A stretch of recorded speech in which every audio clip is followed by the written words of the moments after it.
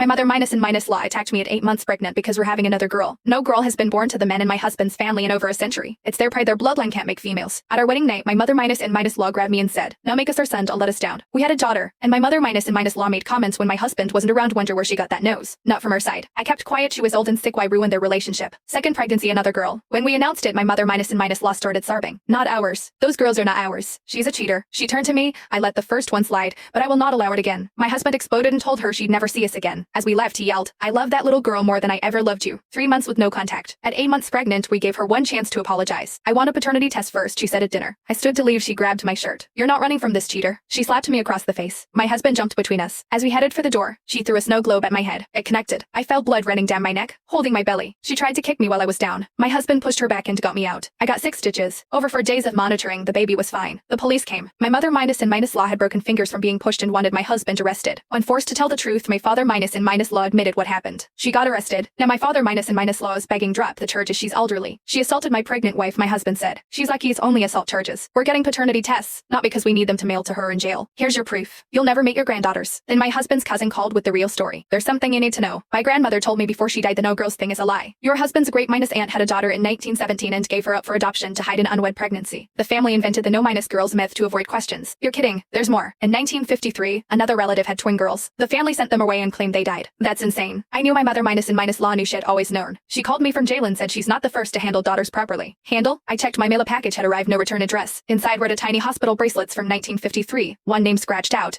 and a note in my mother minus and minus law's handwriting, but some family traditions are worth preserving. My husband said, "These are baby hospital bracelets from the twins who died." I whispered, "I am my mother minus and minus law made bail." What? My brother put up the money. Listen, she's not well. She keeps talking about fixing things the old way. I don't know what that means, but the line went dead. Our doorbell rang. Through the peephole, my mother minus and minus law stood there with 2 men I didn't recognize. "Call 911, my husband whispered. I dialed. I called through the door. "We're family. We just want to talk about the baby." "Mom, go away. The police are coming." "The police can't stop family traditions done right. We've been handling daughters for over a century. Your wife will understand soon." The 2 men started working on our lock. "They're breaking in," I whispered to dispatch. That adoption story was the nice version. My mother minus and minus law called out, "Want to know what really happened to the twin girls?" Their mother learned to keep quiet. After the lock clicked open, my husband grabbed a baseball bat. "Get to the bedroom, lock the door. We don't want to hurt anyone," my mother minus and minus law said, stepping inside. "We just need to ensure this baby doesn't taint the family legacy." I ran 8 months pregnant up the stairs. I heard my husband shouting, fighting. I locked myself in a room and called 911 again. "They're in the house. She said she's going to kill my baby. Please hurry." Through the door, her voice, "Every woman who brought daughters into this family learned their place dead or disappeared. Your turn to choose." Sirens wailed in the distance. Her voice got closer. "The police won't help. We have family in the department." "How do you think I made bail so fast?" The doorknob turned. I grabbed my phone to record, hands shaking. "Come out here. Let's handle this like the family always has." The door started opening. The door crashed open, and my mother minus and minus law lunged straight at me,